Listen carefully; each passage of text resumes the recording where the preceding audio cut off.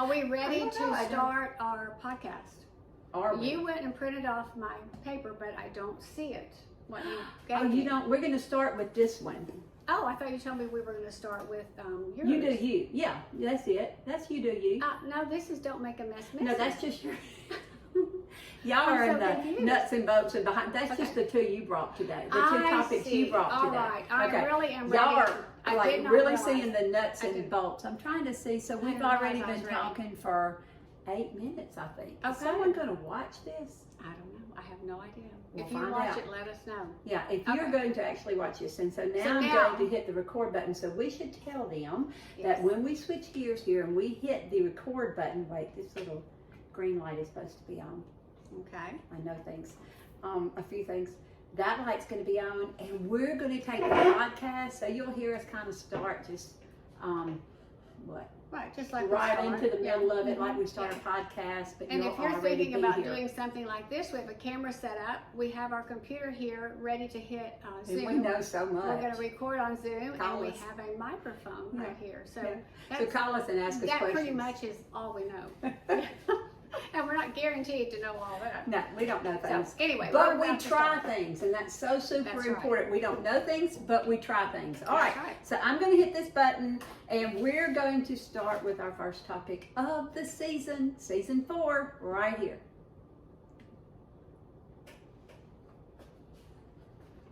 Hello, everybody out there. We are so glad you're with us. You have found Rocking It Grand with Chrys and Shellie. And we'll both talk in a little bit so that you can understand our voices. It won't be hard for you to pick out who is who.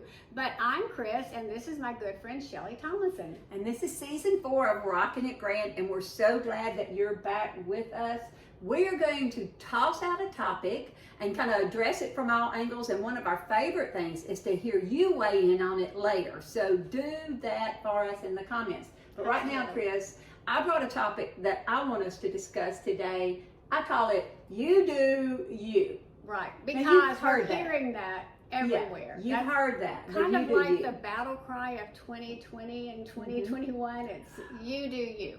And Okay. basically, we're going to twist that a little bit, Yeah. because when you hear you do you, it's people saying, I can tend to my own self and don't tell me what to do, or, you know, you do Right. you and I'll do me. But what we want to do today is to unpack that a little bit more and talk about that as far as responsibility goes. That's right.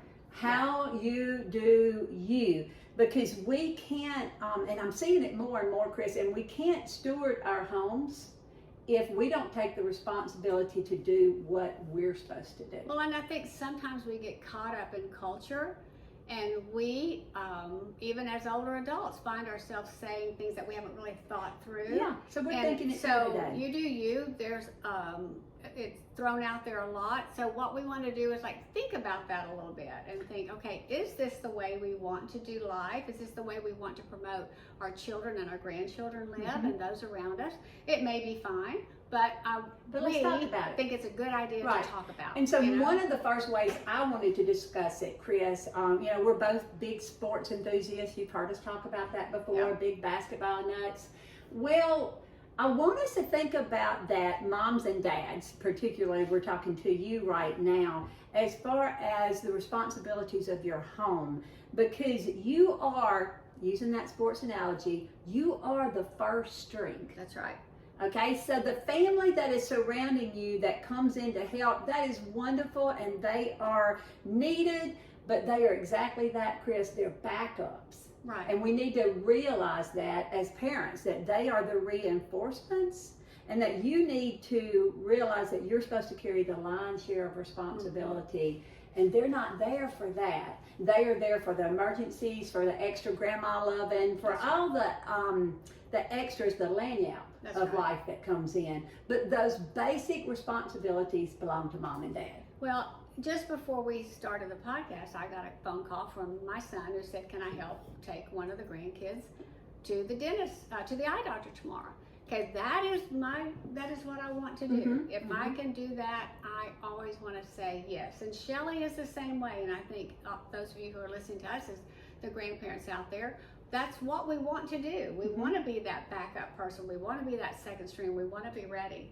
But with this topic of you do you, it's that thing for us to, that's where we all need to think about. Remember years ago the saying, it became the big popular saying, don't sweat the small stuff. And then somebody said, wait a minute, the small stuff is so important. Yes. So it's kind of this you do you thing. While we want everybody to live their own life, and we want to be accepting and loving of how everybody is living their own life. But we want you to actually do you. Yes, we want to think about what that means in the real world context, because, you know, if a kid is hollering, I want to do my own thing, I want to live my own life, and that's when a parent is likely to say, depending on the child's age, if the child is like 19, where a parent is likely to say, well, here you go, you go do you, however you want to do it. Absolutely. But you do don't call you, and that's so perfect. That example is so perfect, because this is what we're saying. You do you includes your responsibility. That's and right. The problem that we're seeing is that people are like, I'll do me. But then they're really talking about sometimes the fun things, the things that they want to do, that they're protecting. But when we say you do you, we're asking you to realize that your life and your responsibilities have been God-given, and you want to take care of them. And if you are asking the people around you to do those lion's share of activities, then you're not doing you. Right. So you're just saying you do you and I'll do me, but if you're relying on everyone else that's supposed to be backups, Right. you're not doing you. So I think we need to be really careful with this idea of you do you, and I think we all need to be careful with that, because in that kindness and generosity and that spirit of wanting somebody to be able to live their own life, we never want to not let that happen. We never want to impose our beliefs on other people to the degree that they feel shamed or anything like that. But we do want our children and our grandchildren to accept whatever responsibility comes along with what they're saying they're going to do. And so as a parent, that was really important to me, that my kids knew how to live life to some degree. How to pull their own wagon. How to do their laundry, how to make some dinner, how to do those kind of things. And did I teach it all perfectly? No. Did my mother? No. I got married at 18, and there were lots of things I could not do. But my mother raised me with a spirit of, if you don't know how to do it, you can figure it out.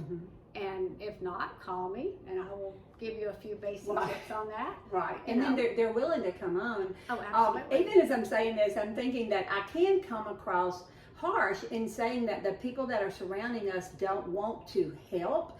And that is absolutely diametrically opposed to what I'm trying to get across. And so let me talk about it this way, Chrys. It's kind of in the wheelhouse of having your cake and eating it too.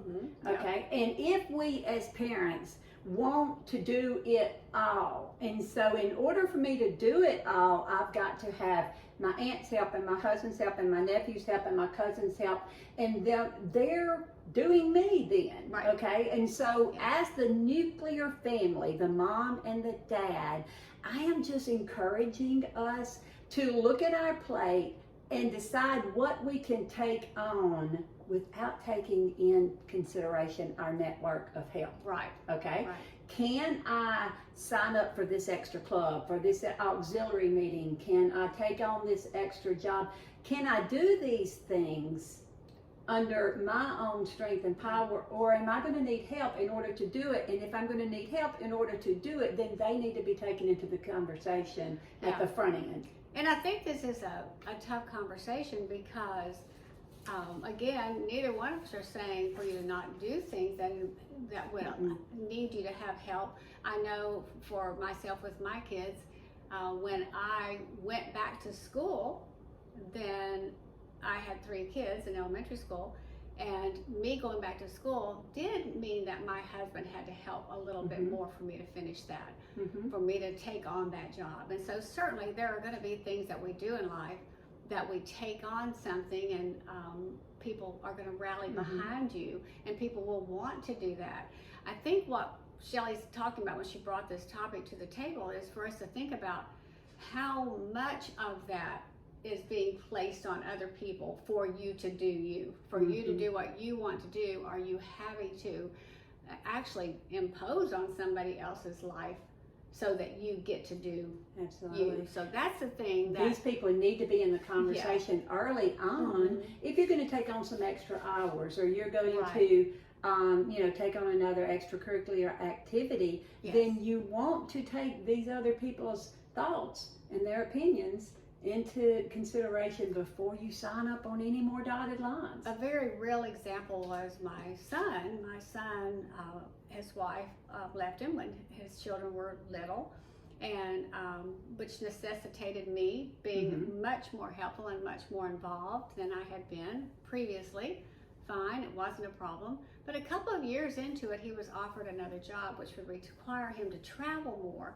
And he would just very sweetly sit down with me and said, Mom, I will not take this job if you can't or don't feel like you're in a place to take on this is it. Because this is going to take. He had the conversation in the right place. He did it at the right time. I was able to say, okay, we can do this as a family. We can work through this, and I can help in those areas, and we did. And I never felt like he took advantage of me. I felt very much like he took everything into consideration. The job was a great job for him. It required him to be out of town a little bit more. It wasn't terrible, but enough that he felt like he needed to let me know up front, or he wouldn't have taken it. So there's ways you can go about that. That keep the family cohesive, and that keep down any kind of aggravation or frustration within the family, because everyone's been consulted, and everyone knows what is expected of them. And again, I'm thinking of real life cases right now of other grandmas that I know that would have liked to have had more of a voice, a little more of a heads up, a little more of a heads up in what was going on. And at that point, let me stop and say this. What we're not saying is that when everyday life is too hard, don't reach out. Okay, that's a totally different conversation.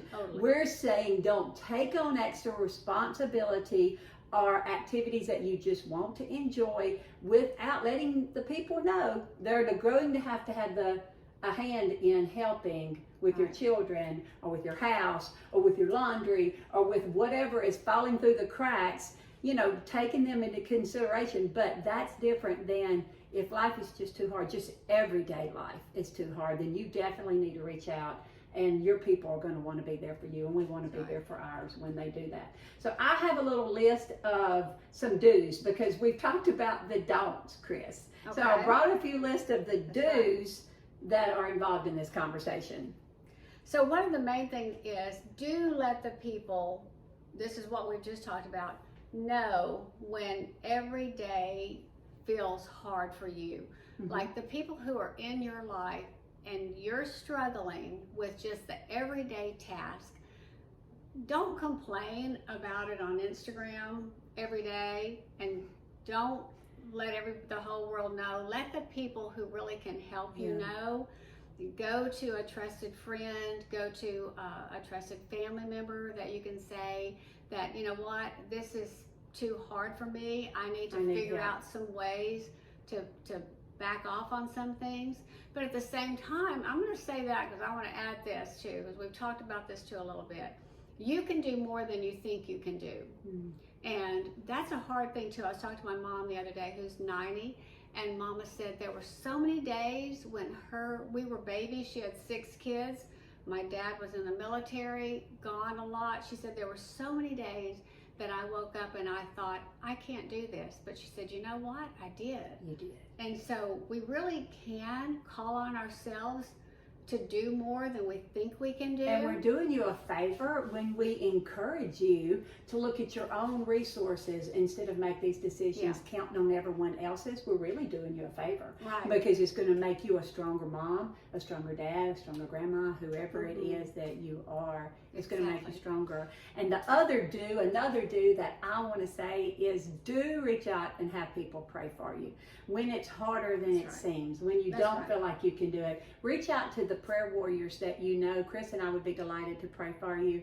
Reach out to the people at your church or your family. If you don't have a family or a church that prays, then find you one, and we're volunteers for that. Absolutely. And always do lean on Jesus for your ultimate support for everything that you do. And remember this, everything that you're going through right now, my mama, one of her favorite lines is, "This too shall pass." And sometimes what seems just like overwhelming, or I can't get everything done, if you just wake up the next day, you'll be able to get things done and get going the next day. And another saying that I love so much is, I can do everything, just not all at the same time. So if there's some things about you, Shellie and I are both tennis players, but we didn't get to play tennis all of the times when our kids were growing up. There were many times, and I know a word you guys like to use, the young people, seasons. There were many seasons in my life where I didn't hit a tennis court for a long time. So this is the season. That's if right. you're a young mom, Yes. embrace the season and know that you are stronger than you think you are, and you can do more than you think you can do. Yeah, I think that's it. Okay. So we You want do you. you. We want you to do you. We absolutely do, but we want you to be mindful of who is doing you, who is having to help you, so you can be you. That's it. And then lean on Jesus. That's it. That's Have it. a great week, everybody. See you next time.